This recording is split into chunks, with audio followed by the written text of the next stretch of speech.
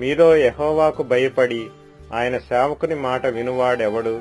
వెలుగు లేకయే చీకటిలో నడుచువాడు యెహోవా నామమును ఆశ్రయించి తన దేవుని నమ్ముకొనవలెను. ఇదిగో అగ్ని రాజబెట్టి అగ్ని కొరవలను మీ చుట్టూ పెట్టుకుని వారలారా, మీ అగ్ని జ్వాలలో నడువుడి.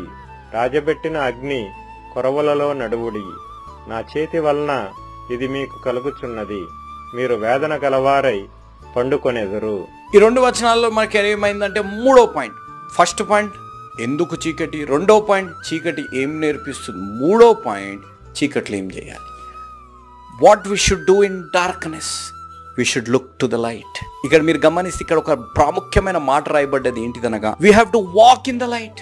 మీరు ఇక్కడ గమనించండి, చీకట్లో ఉన్నవారు, వెలుగు లేకుండా చీకట్లో ఉన్నవారు ఏమి చెయ్యాలి అనగా, ఆయన యందు విశ్వాసం కలిగి జీవించాలి. ఈరోజు తమ్ముడు చెల్లెమ్మ